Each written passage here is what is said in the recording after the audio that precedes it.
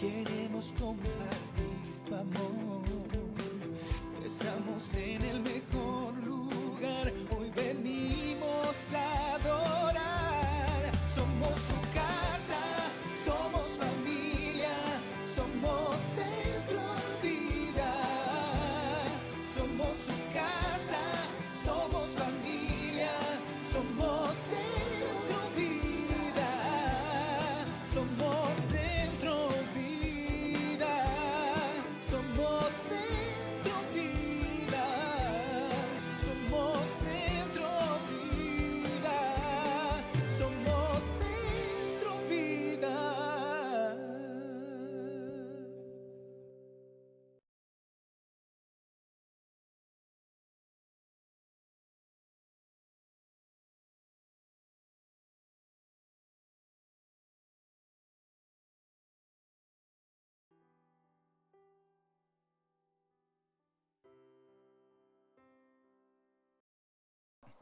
Y hay una preocupación en mi corazón por... Dios me permitió en Ecuador ver muchas cosas, de verdad, descansamos como 4 o 5 días, los demás nos dedicamos al ministerio, a hacer muchas cosas ministeriales, había mucho que hacer. Y vi iglesias y gente opacada y vi gente muy avivada. Vimos las dos cosas y me pregunté, ¿cuáles son los factores que provocan que alguien se desentienda, se desanime de todas las cosas que Dios quiere hacer con él? ¿Y cuáles son los factores que implican que alguien se apasione, se avive y se llene de la presencia de Dios? Y vi que a lo largo de la historia, desde el comienzo de la iglesia, existen etapas de avivamiento. Etapas de avivamiento, o como llaman los estudiosos, el gran despertar. ¿Cómo lo llaman?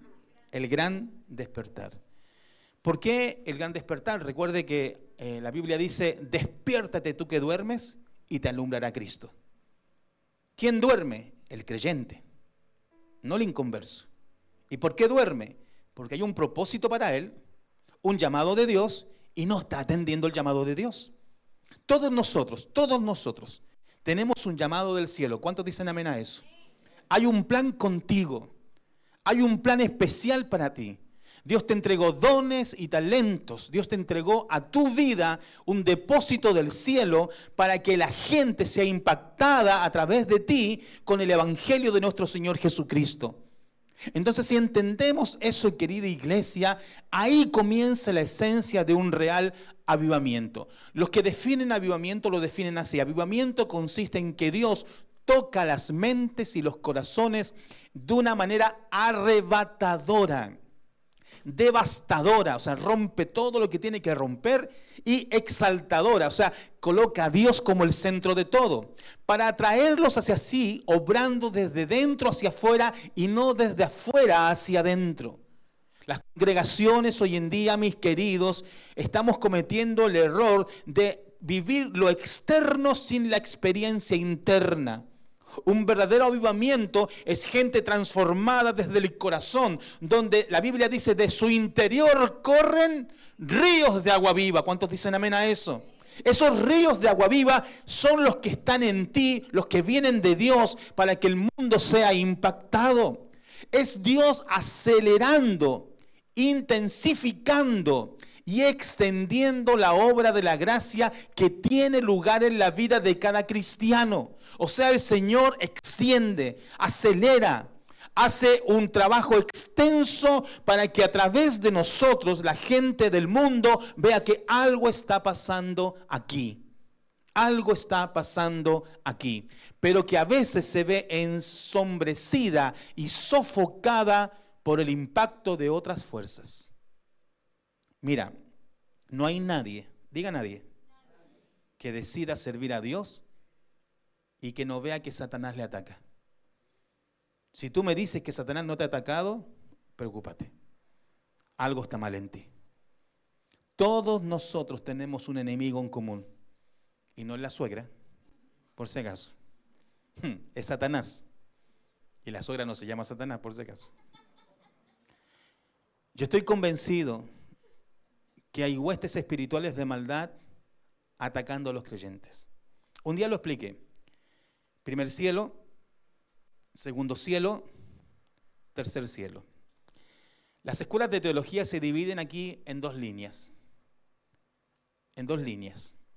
La primera escuela de teología, que es la que yo vengo, la escuela bautista, dice que el primer cielo es el cielo que vemos, el segundo es el cosmos y el tercero es el lugar donde habita Dios.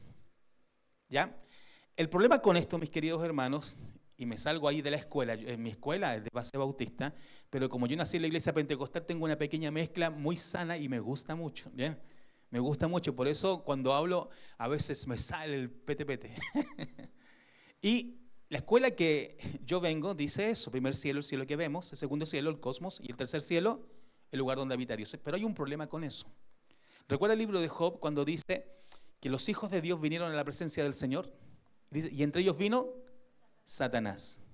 ¿Cómo Satanás, habiendo sido expulsado del tercer cielo, pudo entrar nuevamente al tercer cielo? No es posible. Entonces, el segundo cielo es el lugar donde se pelea la batalla espiritual. Es un lugar que no sé cómo explicarlo, pero sí que lo puedo describir bíblicamente como un lugar donde se pelean batallas espirituales, donde Satanás intenta estorbar. Porque la Biblia dice que nosotros tenemos libre entrada, ¿a dónde? Al trono de la gracia. ¿Y por qué a veces cuando estás orando no sientes la libre entrada? Porque la libre entrada no tiene que ver con que en el camino Satanás no te intente estorbar. Por esa razón, yo siempre digo, lo que Satanás intenta hacer hoy en día es provocar todas las distracciones posibles para que tú no llegues al trono de la gracia. Porque si tú llegas al trono de la gracia, estás en casa, en el lugar seguro, donde escuchas la voz de Dios. Y esas fuerzas demoníacas son las que quieren estorbar el avivamiento en la iglesia del Señor. Todos en algún momento, sin darnos cuenta, hemos escuchado la voz del diablo. Y el diablo vino para matar, hurtar y destruir. Mas yo he venido, dice Cristo, a darles vida y vida en abundancia. Entonces, es la presencia cercana de Dios dando un renovado poder al evangelio que muestra el pecado y entrega la gracia. Mire, no hay avivamiento sin confesión. No puede haber una iglesia avivada sin decir como el hijo pródigo: Padre, yo he pecado contra el cielo y contra ti, no soy digno de ser llamado tu hijo. Si queremos tener una iglesia avivada, necesitamos hombres y mujeres valientes que llamen al pecado pecado. Sabía hoy en día que he predicado en iglesias donde a mí me han dicho los que me invitan a predicar: por favor, no hable del pecado. Y digo, no me inviten. ¿Para qué me invitan? Si saben cómo me pongo. No me invite. ¿Cómo puede ser usted que quiera que hablemos de un crecimiento, de un avivamiento, si usted solamente le quiere decir a la gente: vamos, despierta el campeón que está en ti, vamos que tú puedes? Esos mensajes motivacionales que tienen algo de bíblico, pero no todo lo bíblico, dejan de lado nuestra naturaleza pecaminosa, la cual el apóstol Pablo dijo: miserable de mí. ¿Cuántos reconocen que sin Cristo son miserables? Es lógico, es bíblico. Es ahí donde nosotros vemos que Dios quiere que usted tenga una experiencia con el Espíritu Santo, sensibilizando a las almas a las realidades divinas y generando así respuestas profundas a Dios en forma de fe y arrepentimiento, alabanza y oración, amor y alegría, obras de benevolencia y servicio e iniciativas de alcance e intercambio. O sea, llegamos con el Evangelio a muchos lugares y el Evangelio también llega a ¿quiénes? A nosotros, porque esto es ida por vuelta. Pero aquí hay un detalle que es muy importante. Un verdadero avivamiento tiene gente con un oído fino a la voz del Espíritu Santo. ¿Te ha hablado alguna vez el Espíritu Santo? A mí nunca audiblemente. No niego que lo haya hecho Dios audiblemente a alguien. Tengo amigos que a mí me sorprenden con las cosas que Dios les muestra. Pero si usted es un creyente, un verdadero creyente, el Espíritu Santo tiene que hablarte. tiene que tocar tu espíritu, tiene que tocar tu corazón, tiene que hacerte ver qué es bueno y qué es malo. ¿Sabe que los pastores hoy en día están agotados? He hablado con muchos pastores. Yo no sé cómo no me pasa eso. A veces me agoto, pero me agoto en el momento. Pero hay algo en mí que me hace seguir adelante, que me hace creer que las cosas van a estar mejor, que me hacen creer en el poder de Dios, que tiene que ver con escuchar su voz. Pero he visto pastores que dicen, no doy más, la iglesia es rebelde, los hermanos no quieren hacer caso. Y yo digo, pastores, es que no se trata de usted, se trata del Espíritu Santo de Dios. Y si no lo escuchan a Él, a usted no lo van a escuchar. Fuimos a predicar a una iglesia del pastor Nelson. Y cuando estoy terminando, se acerca un matrimonio. Me dice, Pastor Zúñiga, sabía que usted iba a ir a predicar acá. Y nos levantamos tempranito para venir. Dije, genial. Me parece bien, ¿cierto? Y me dice, no me entiende. Nos levantamos 6 de la mañana para venir. ¡Qué espirituales! Me dice, lo que pasa es que nosotros vivimos a 3 horas y media de acá. Fue un placer escucharlo. Ya nos vamos a casa para no llegar tarde. Nos vemos el próximo domingo. Yo dije, ¿cómo alguien se tragó 7 horas de manejo, 3 horas y media de venida, 3 horas y media de regreso, para escuchar 45 minutos de la predicación? ¿Entiende? Y yo no le creí, y cuando lo vi la subsiguiente semana en otra iglesia, se me acercó y me dijo, le traigo un regalo. Me dice, y me despido porque ya tenemos que viajar de regreso. El culto terminó como a las 8:30 de la noche, así que él iba a llegar a su casa cerca de las 12 de la noche. Dese cuenta. Y me dice, valió la pena venir. Cuando uno tiene un corazón avivado, no importa la distancia, no importan los impedimentos, la prioridad la tiene escuchar la voz de Dios. Y ese es el problema, yo no puedo cambiar su corazón. Yo no puedo provocar en ti que escuches la voz del Espíritu Santo de Dios. Porque a veces ha pasado, estamos predicando la palabra, escúcheme bien, y alguien me dice, pastor, Dios me impactó el día de hoy. ¿Y con qué parte del mensaje? No, con lo que dijo el director de alabanza.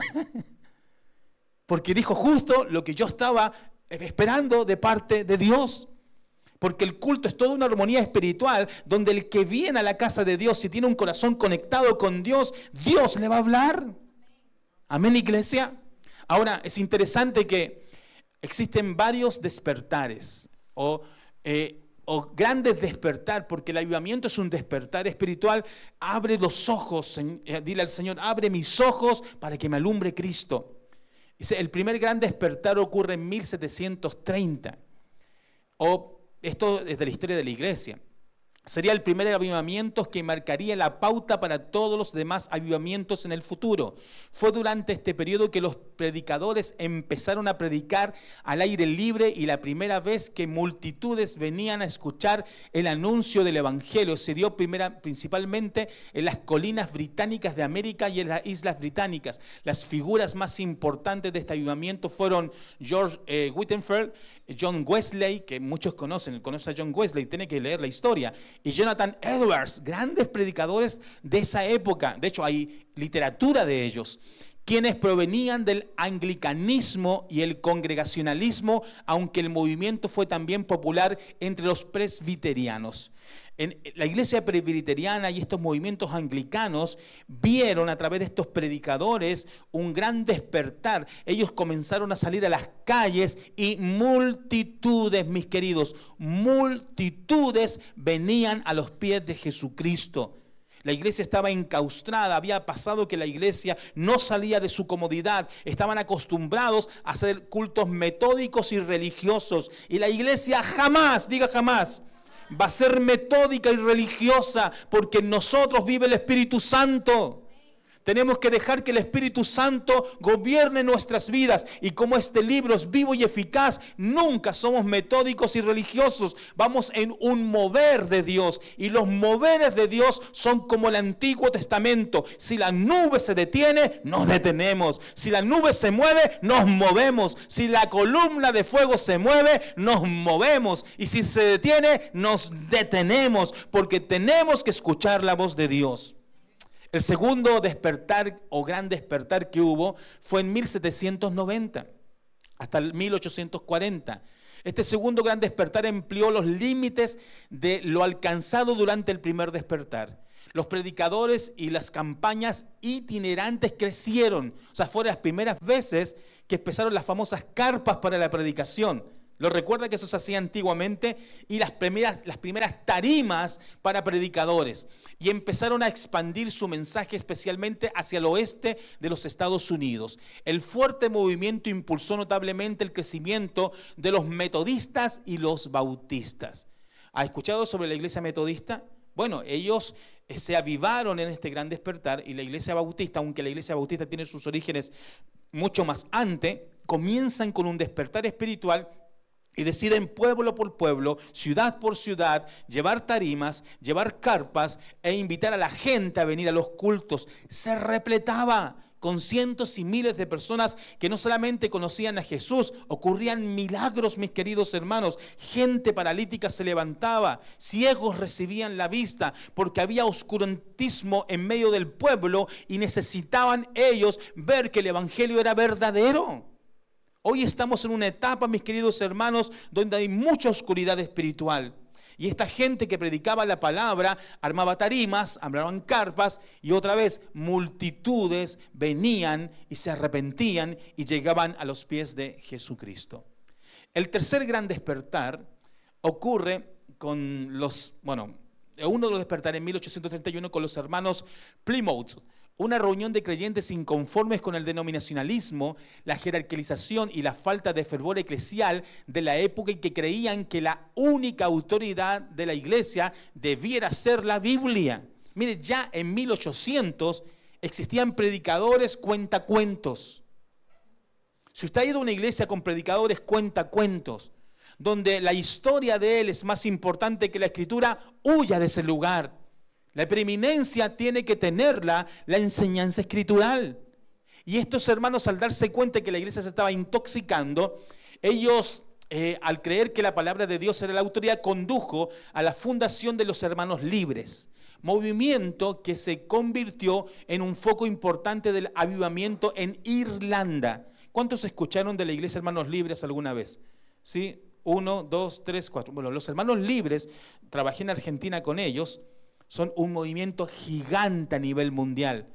Ya no 10, ya no 20, ya no 30. Cientos de iglesias fundadas en todo el mundo. En todo el mundo. Y esto nace en un despertar espiritual en 1831. Dese cuenta el impacto que tiene un avivamiento. ¿Puede decir amén? Ahora, el tercer gran avivamiento o gran despertar es en 1853 a 1930. Este es muy importante, yo diría que es uno de los más importantes, porque durante el tercer gran despertar se enfatizó fuertemente en la segunda venida de Cristo, impacto que está hasta ahora, ¿cierto? Por eso decimos, Cristo viene, y el pueblo dice, amén, Cristo viene pronto. Bueno, eso es un agregadito, pero está bien. Yo ya le decía, Cristo viene. Dice, en el envío de misioneros alrededor del mundo. Ahí Estados Unidos, para que usted lo sepa, invade literalmente con misioneros el mundo entero. No hubo país del mundo donde no hubiese un predicador que nos abrace de una forma extraña. Y no dijese los consejos de Dios, sino los conejos de Dios, ¿ya? Confundiendo palabras, pero llegando con el mensaje a multitudes. Gracias a Dios por estos hermanos que aprendieron un idioma que no era el de ellos para ir a otra nación y no solamente fundaron iglesias, ellos construyeron los templos que hoy cientos de miles de iglesias en el mundo entero existen. Es la verdad. Hermano querido, no lo recuerdo hace pocos años atrás que lamentablemente el comunismo nefasto del gobierno de Venezuela, ¿cómo se llamaba? El Hugo Chávez, expulsó a los misioneros norteamericanos de Venezuela. ¿Usted sabía eso? Que ellos fueron expulsados. O sea, mire cómo Satanás, porque él tenía un conflicto político entre gobiernos, aprovecha eso y saca a esos siervos de Dios tremendos que impactaron la nación entera. ¿Sí? Los venezolanos de aquí saben que habían norteamericanos haciendo un trabajo excepcional en su país, ¿o no, mis queridos? Ahí estaba un ministerio que se llamaba Ministerio Nuevas Tribus, trabajando fielmente en la selva venezolana, impactando desde Venezuela, Colombia y Ecuador a toda la parte amazónica. Es impresionante. Por esa razón, hermanos queridos, los mandaron alrededor del mundo y en la labor social de los evangélicos. La espiritualidad personal, la santidad y la experiencia sobrenatural también fueron relevantes. Una gran concentración de importantes personajes de la historia del evangelicalismo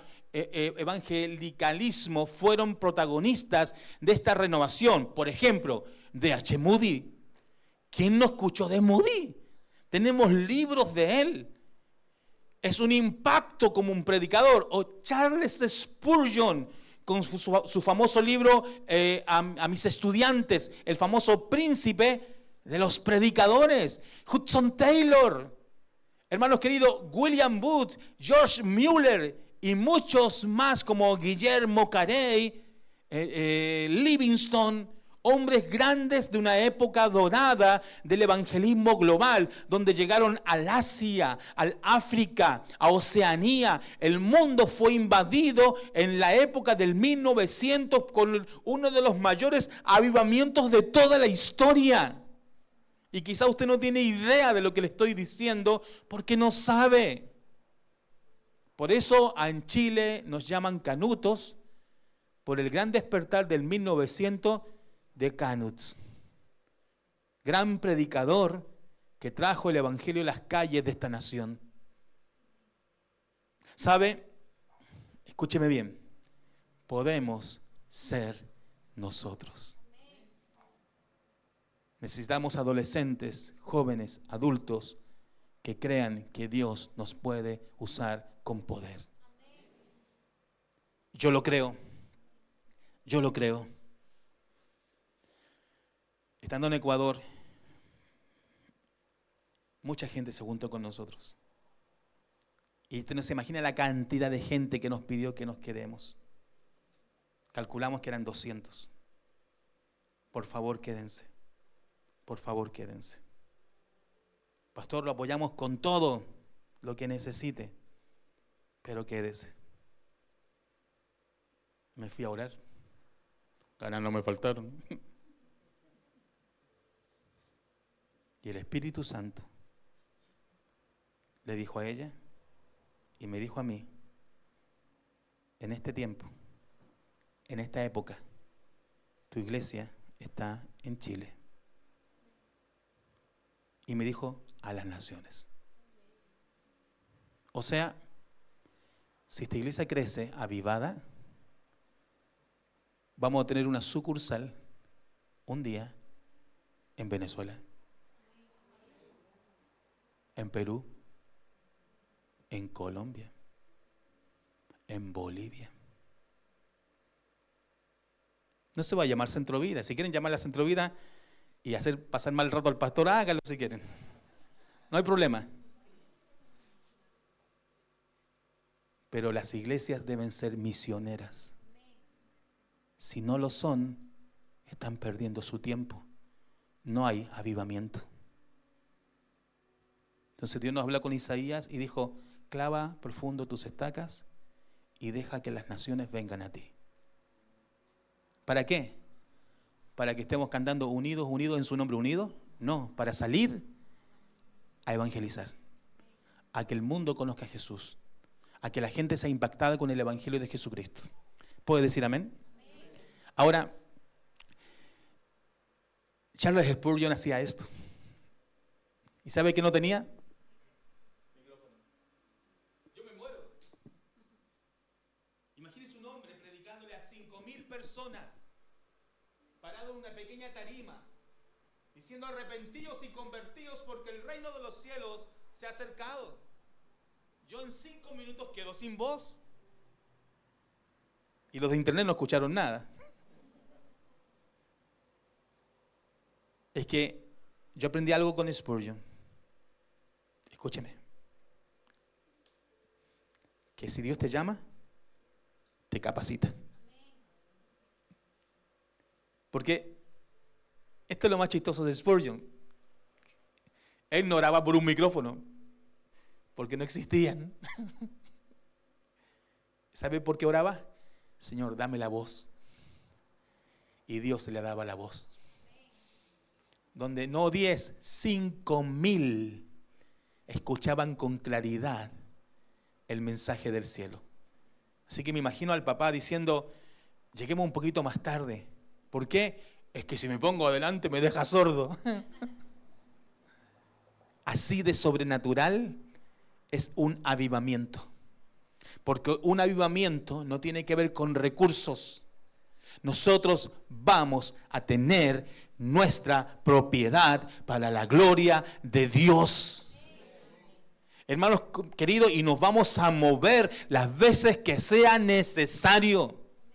Vamos a transmitir por internet tecnológicamente, porque estamos en el tiempo de la tecnología. Y usted, mi querido, va a salir por las redes sociales. Así que mejor ponga atención para que la gente en internet vea que usted está atento. Y esa gente diga, oye, me gusta el mensaje, me gusta cómo son los hermanos, me gusta esa iglesia, ahí quiero ir. Y ese lugar se transforma en un lugar de avivamiento. Pero usted tiene que estar dispuesto y dispuesta a romper sus paradigmas. Ahora, el avivamiento, y esta frase es mía, es ver a la iglesia caminando en sus propósitos divinos, alcanzando al perdido e influenciando al creyente a vivir una vida consagrada a Dios, viéndose esto reflejado en un crecimiento de impacto global. ¿Qué tienen esos tipos? Que la gente quiere ir. Tenemos a Dios. Aquí Dios sana, Dios liberta, Dios restaura. Aquí Dios hace cambios en personas como tú y le provoca un gozo inefable. Ahora es interesante porque vamos a ver las características y hoy vamos a ver solo una, porque tiene que ser toda la introducción al tema. Y la primera que yo creo que es Dios tiene que estar en el centro. Dios debe ser el primero en todo lo que yo quiero, pero no el primero en que yo practico metafísica dentro de la iglesia. O sea, Señor, tú eres el primero, dame. No. El evangelio es una entrega constante. El evangelio tiene que ver con lo que dijo Jesús. El que quiera ser mi discípulo, tome su cruz cada día y sígame. Por esa razón la palabra de Dios nos enseña a cada uno de nosotros, como por ejemplo en Mateo capítulo 22, versículo 37, que Jesús dijo, amarás al Señor tu Dios, que dice, con todo tu corazón, que después dice, con toda tu alma, y que después dice, y con toda tu mente. 3 veces se repite la palabra todo. Es que Dios, mis queridos hermanos, o es todo o nada. Dios no ocupa el segundo lugar, ni mucho menos comparte su primer lugar, porque Él mismo dijo, yo no comparto mi gloria con nadie. ¿Ocupa el Señor el primer lugar en tu vida? ¿En tus decisiones? ¿Sabe? Estábamos en la iglesia de un pastor, Francisco Quinde, ¿sí? No sé decir bien el apellido, pero algo así es. Entonces, una iglesia gigante, 3 cultos, todos se llenan. Pero el pastor tiene un corazón extraordinario. Pero me invitan a pasar a la oficina y en un sector hay un grupo de adolescentes de entre 12 y 14 años, de esa edad. Y me llaman los adolescentes y se ponen a conversar conmigo. Y una de ellas me hacía preguntas, pero de todo tipo. Y me preguntaba, y la miro y le digo, ¿tú eres la hija del pastor? Sí, me dice, soy la hija del pastor. Soy la última. Me dice, me encanta su predicación. Me gusta que usted diga esto. Una chica de 12, 13 años. Y me dice, le quiero mostrar algo que yo hice. Y me lleva a la oficina y la niña había escrito un libro. Que era como un devocional empastado, distribuido. Y yo llevo 9 años luchando por terminar mi libro. Me sentí tan avergonzado. Y me dice algo que me avergonzó más. Pastor, estoy terminando mi segunda edición. ¿Qué? Yo quedé impactado. Y me hizo recordar que cuando Dios ocupa el primer lugar, no hay límite de edad para ver la gloria de Dios en alguien. Así que a los adolescentes que están aquí, dejen de bailar TikTok y doblen rodillas. Que Dios les va a hablar. Y cuando les hable el Espíritu Santo, tú vas a avivarte en el fuego de Dios.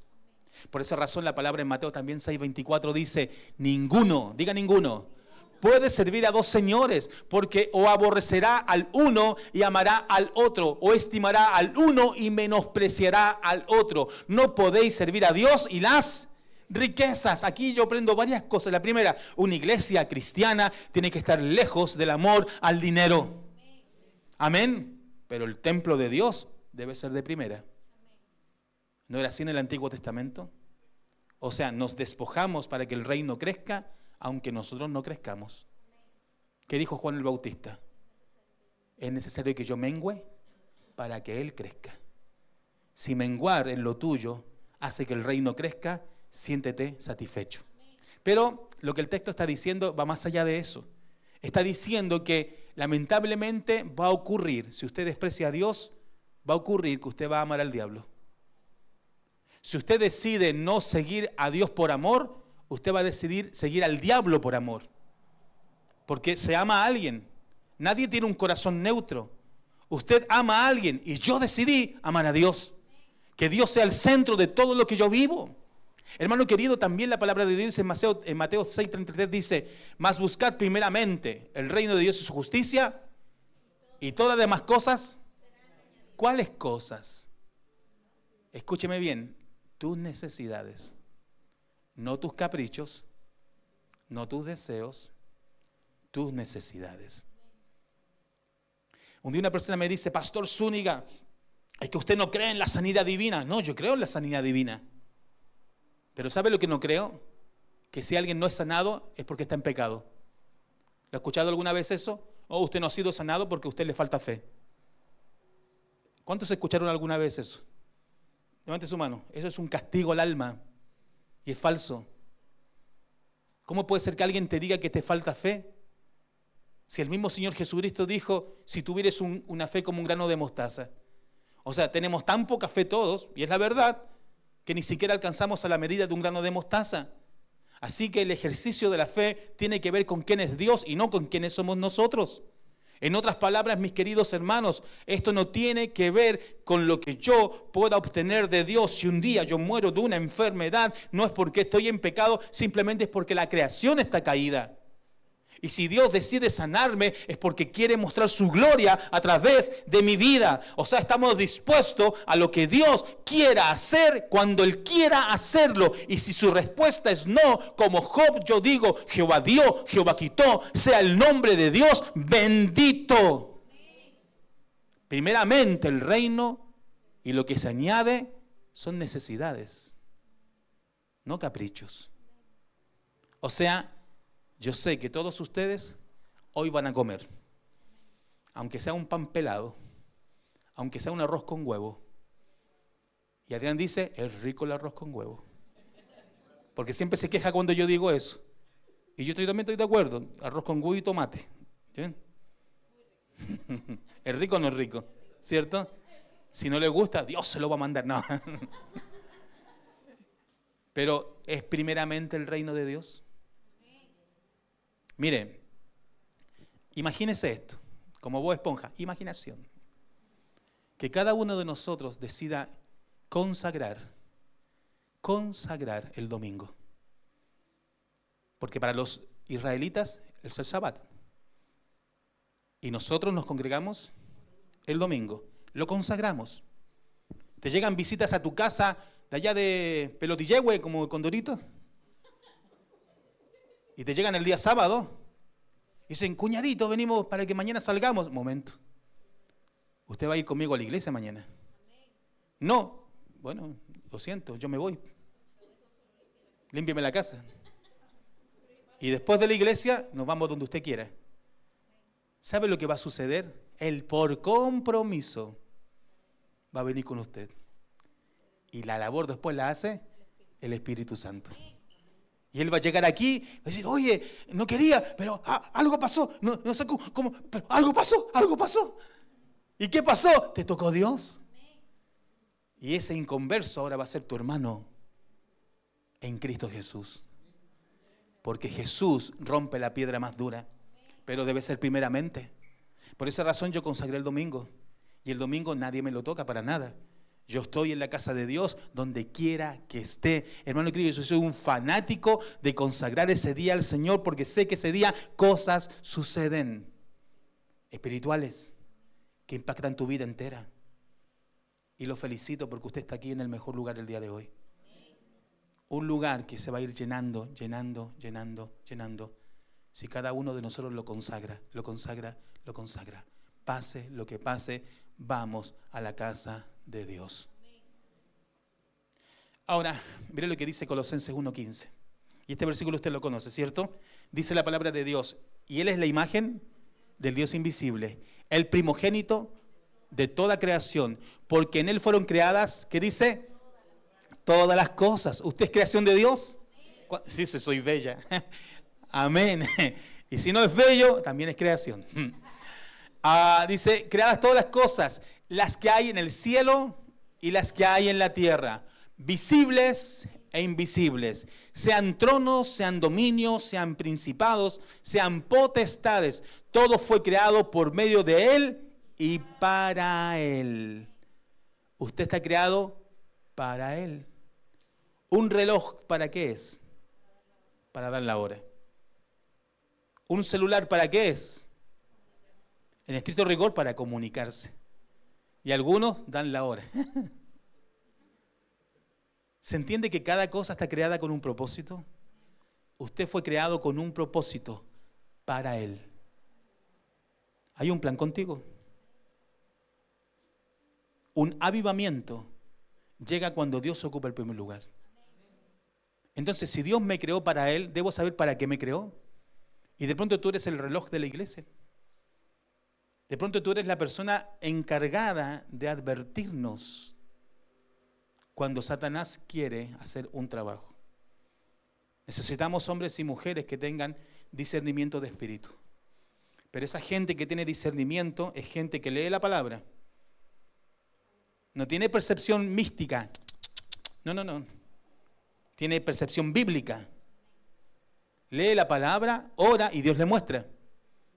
Amén. Porque somos una iglesia bíblica. Pastor, yo estoy preocupado porque lo vi en el infierno. ¿Y dónde me vio? Era un hoyito redondo. Ya no me vio en el infierno. Usted de pronto se tomó un par de cervezas de más. Porque el infierno bíblico está descrito. ¿Entiende lo que estoy queriendo decir? Necesitamos gente que tenga discernimiento bíblico y espiritual.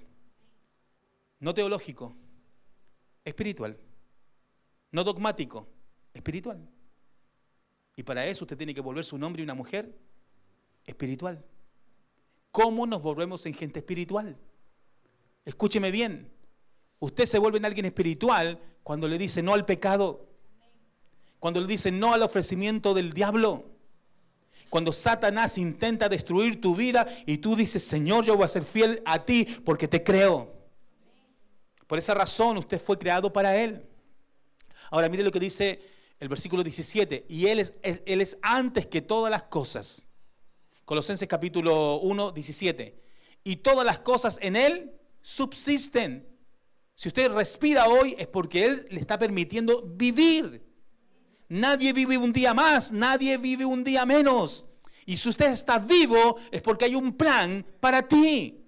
Y Él es la cabeza del cuerpo que es la iglesia. Cristo no es tu empleado. Cristo no es el martillo detrás del vidrio que dice rompa en caso de emergencia. Cristo no es un cajero automático que le colocas una clave y te da dinero. Cristo es la cabeza. Y la cabeza es quien toma las decisiones del cuerpo. Todo el cuerpo se mueve en torno a la cabeza. Y si Cristo nos dice algo, nosotros decimos amén. El que es el principio, el primogénito de entre los muertos, para que en todo, ¿en qué? Tenga la preeminencia. Esta palabra preeminencia es primer lugar. ¿Tiene Cristo el primer lugar en tu vida? Mire, yo he conocido personas, esto es tan impactante, que traen a sus novias inconversas a la iglesia. Las novias inconversas reciben a Cristo. ¿Y sabe qué es lo primero que hacen? Terminan la relación. Porque lo primero que Cristo les dijo a ese nuevo creyente, termina. ¿Por qué termina? Porque ese es carnal. ¿Entiende? Y el chico feliz, recibió a Cristo. Y la chica se acerca, terminamos. Porque el otro es el infiel. Porque el otro no está entendiendo. Eso quiere decir que cuando Cristo llega a una vida y Cristo toma la preeminencia, esa persona toma decisiones que para el resto es locura. Pero ¿qué dice 1 Corintios capítulo 2, verso 14? El mundo no las entiende porque para ellos locura, no las puede entender porque lo de Dios se discierne, se entiende espiritualmente. Hay un mundo espiritual. Y cuando Cristo tiene preeminencia, usted entra en ese mundo espiritual y usted entiende de lo que estamos hablando. ¿Puede decir amén? Después de esos comerciales pasamos al siguiente versículo. Para terminar, 1 Corintios capítulo 15, verso 26. Y el postrer enemigo que será destruido es la muerte. Porque todas las cosas las sujetó debajo de sus pies. ¿Los pies de quién? De Cristo. Y cuando dice que todas las cosas han sido sujetas a Él, claramente se exceptúa aquel que sujetó a Él. O sea, ¿a quién? A Dios. ¿Quién está fuera de la regla? ¿Quién? Dios. ¿Usted está fuera de la regla? No. ¿Quién se sujeta bajo sus pies? Nosotros. ¿Entiende lo poderoso del texto? Pero este texto tiene un conflicto, porque es una sujeción conflictiva. Si usted ve a alguien colocándole el pie en el pescuezo, ¿qué dice? ¡Qué bien! Me parece bueno. ¿Qué diría usted? Es una agresión. Bueno, eso habla el texto. La sujeción es agresiva. Es agresiva. O sea, en otras palabras, o lo abandonas todo, o Cristo no tiene el primer lugar. Es agresivo. No es, ¿cómo se dice la palabra? No es progresivo. No es así. Es radical. Es un radicalismo en contra del pecado, donde tú dices, Señor, todo lo que soy, todo lo que tengo, todo lo que seré, todo lo que tendré, lo someto debajo de tus pies. Tú tienes la autoridad total sobre mi vida. Eso es un avivamiento. Gente que le dice al Señor, yo me someto a tu voluntad. Y cuando dice esto, Dios queda exento. Y mire lo que dice después. Pero luego que todas las cosas le estén sujetas, entonces también el Hijo mismo se sujetará al que le sujetó a Él todas las cosas, para que Dios sea todo en todos. ¿Qué significa este versículo? Habla de dos cosas. La primera, sígame con la cámara, estamos haciendo con 2 cámaras ahora, así que necesitamos camarógrafos. Si usted quiere ese ministerio, bienvenido, porque van a haber 3 cámaras, ¿ya? Después van a haber 50 cámaras detectoras de creyentes. No vino. Escuche bien, Cristo viene al mundo por primera vez. Amén. ¿Se acuerda cuando estaba Jesús orando por la muerte de Lázaro? ¿A quién pidió permiso? Al Padre. Y cuando pide permiso al Padre, está pidiendo permiso por el tema de la sujeción.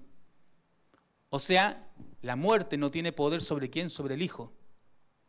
Por eso le dice, levántate de los muertos. ¿Quién es este? Que aún la muerte le obedece. Pero, para que ese sacrificio, esa venida de Cristo, sea efectiva y total, Jesús tenía que someterse al Padre en la muerte, en crucifixión. Por eso el Hijo tenía que estar sujeto al Padre. ¿Para qué? Para que Dios sea todo, ¿en quién? En todos. O sea, para que el impacto de la muerte y resurrección de Cristo llegue a todos. En otras palabras, no podía haber salvación sin sujeción. El mundo no va a ser impactado sin una iglesia sujeta. Si usted se sujeta, el mundo será impactado. Dios va a usar tu vida. Estando en Ecuador, la primera persona en recibir a Cristo fue un venezolano. Dije, voy a ganar ecuatorianos para Cristo, pero como ellos están por todo el mundo, entro a la peluquería, le predico el evangelio. Dice que no sé, me dice. Me gustaría. ¿Sabe? Me dice, lucho mucho con eso. Y en medio de oración, al final me dice, bueno, tenía miedo yo porque como le estaba predicando mientras me cortaba, odiaba el mensaje, chao pelo, ¿cierto? Al final del corte de pelo me dice, ¿sabes qué? Me dice, entendí. Si quiero un cambio, debo comenzar por Jesucristo. Se llama, adivinen cómo, Carlos. Nombre poco común en Venezuela, ¿cierto? Y me saqué una foto con él después que recibió a Jesús. Naciones a naciones. Ida por vuelta. ¿Quién iba a pensar que un venezolano se iba a encontrar con un chileno en la mitad del mundo? Son encuentros del Espíritu Santo. Donde para que Dios sea todo, en todos. ¿Entiende por qué el Hijo se sujetó? Para salvación. Entonces nosotros como iglesia coloquemos a Dios primero. Para que a través de nosotros muchos sean movidos a ese lugar de salvación, de gracia. Y la gente va a decir, ¿qué está pasando en esa iglesia?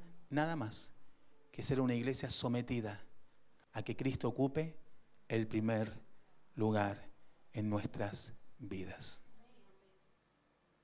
Hoy le hago un llamado. Deje de jugar con el progresismo de ya voy a hacerlo, ya voy a avivarme. No. Es ahora. Es el momento. A ustedes las veo chicas y las veo preciosas en el Señor. Grandes cosas con ustedes. Grandes cosas con ustedes. Las tres. Esto es poderoso. Y tú lo sabes. Eso es lo peor de lo que te dicen. Tú lo sabes. Te veo en el mensaje y te veo con tanto deseo. Pero es Dios que te está llamando.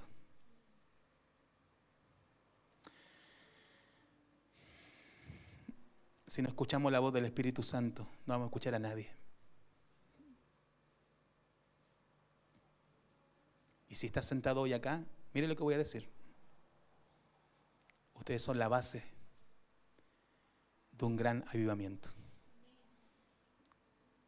Porque es a las naciones. Me encantaría decir, chicos, preparen sus maletas porque vamos a ir a predicar a una iglesia en Venezuela. Y vamos a ir a sufrir, nos vamos a ir a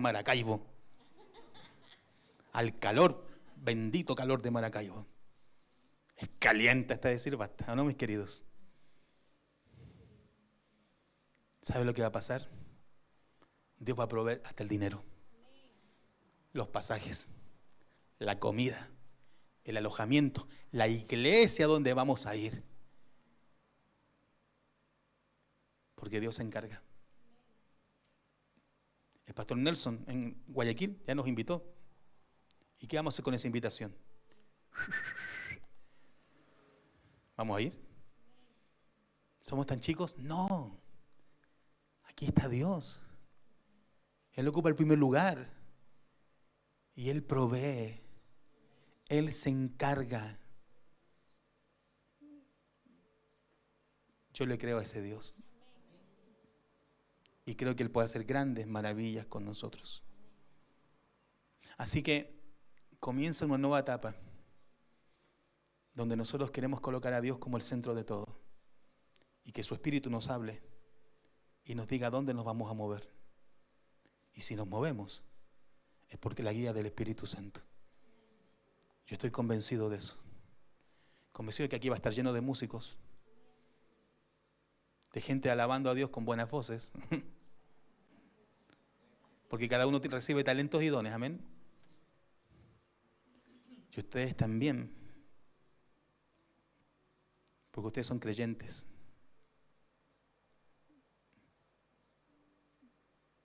Y así como ustedes son, Dios los va a usar poderosamente. No más cansancio. No más. El reino de los cielos es extraordinario. Pero Dios tiene que estar primero. Definitivamente. Amo la iglesia en Ecuador. La amo mucho. Soy chileno ecuatoriano. Yo tengo cédula ecuatoriana. Entré a Ecuador como ecuatoriano. Tengo mi cédula. Con orgullo la presenté ante el policía. Yo podía haber mostrado el pasaporte. Yo quería sacar mi cédula. Mire, tengo cédula.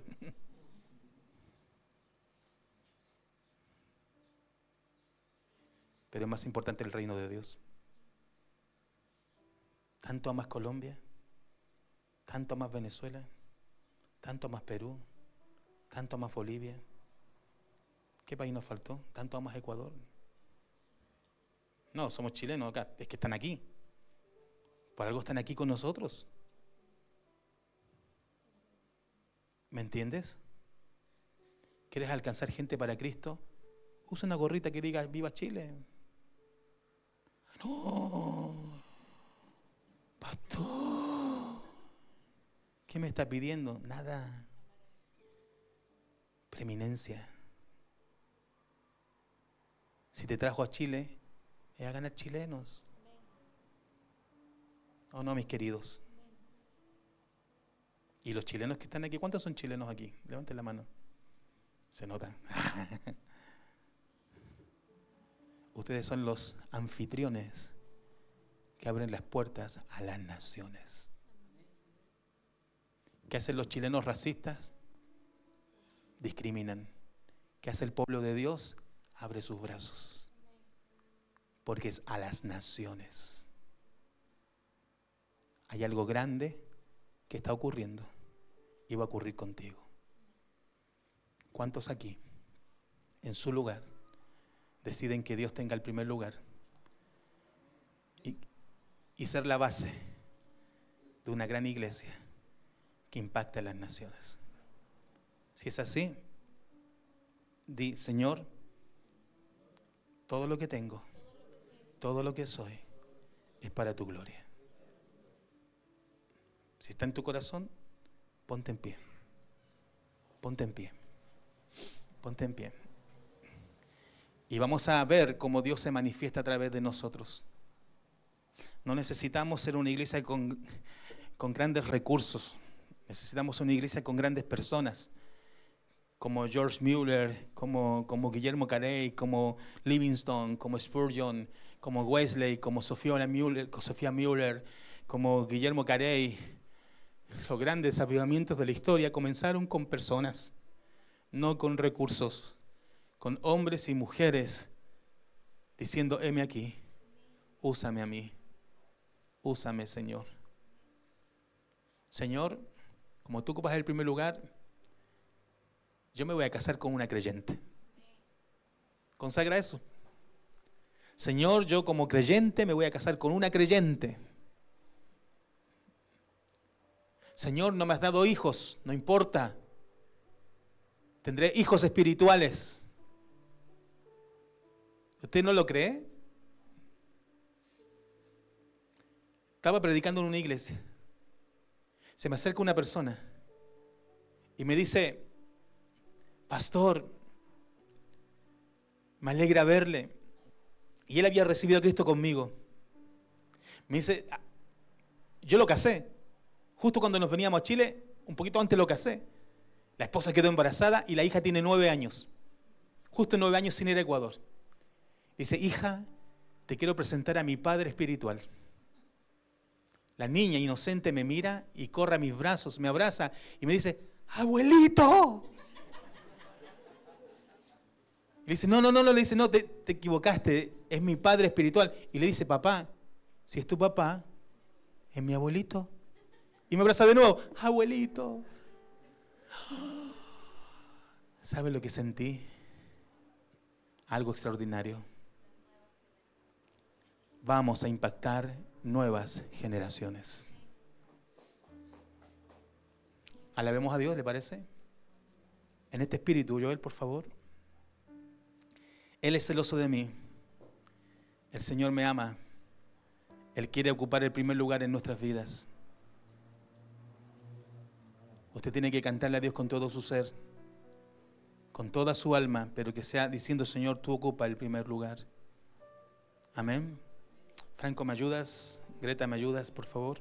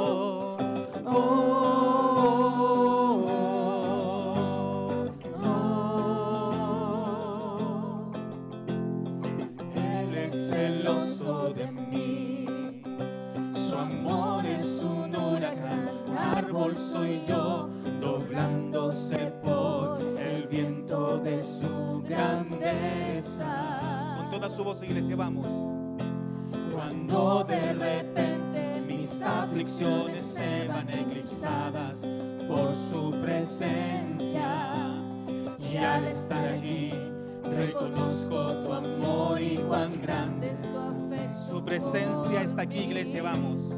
Oh, cuán grande es su amor. Oh, cuán grande es su amor.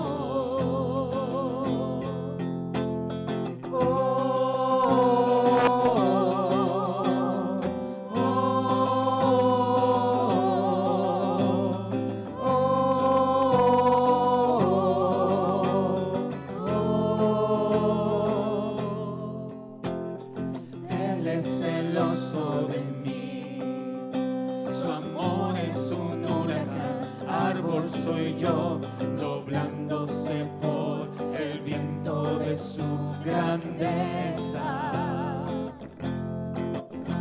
Cuando de repente mis aflicciones se van eclipsadas por su presencia, y al estar allí reconozco tu amor y cuán grande es tu afecto por mí.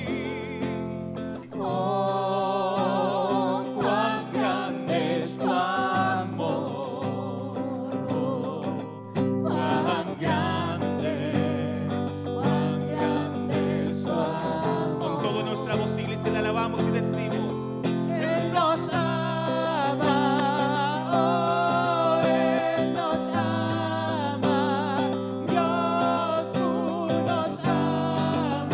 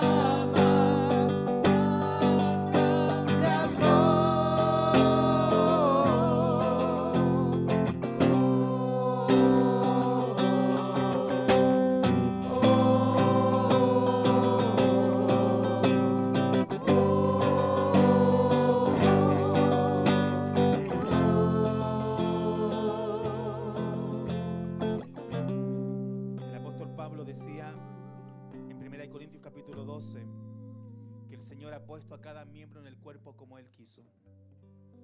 ¿Cuántos dicen amén a esa palabra? Hay un lugar para ti en el cuerpo de Cristo. Tu única prioridad es que Dios sea primero. Y Él solito te va a acomodar dentro del cuerpo de Cristo. Mire lo que voy a decir, incluido el puesto de este pastor. Porque a lo mejor aquí está sentado el futuro pastor de esta iglesia. ¿O usted cree que yo voy a vivir siempre? Los vientos del Espíritu soplan como quieren. Y usted no sabe lo que Dios quiere hacer. Pero usted tiene que tener su corazón dispuesto a escuchar su voz. Hermanos amados, sé que Dios le habló el día de hoy. Amén. Bendito sea el Señor, que Él ocupe siempre el primer lugar, la preeminencia en todo. Y le animo a que busque su presencia. Les esperamos el viernes en Noches de Vida a las 8:30. Sorpréndanme, vengan a alabar a Dios. Los viernes nos juntamos a alabar a Dios, eso hacemos. No es nada extraordinario, pero es algo maravilloso porque nos conectamos con Él. Y este sábado, acompáñenme en el ayuno. Y los espero aquí a las 6 de la tarde el sábado a todos los que ayunaron. Para que le entreguemos el ayuno a Dios y digamos, Señor, ¿qué quieres de esta iglesia? Y Dios nos va a hablar. Amén. Dios les bendiga, mis queridos.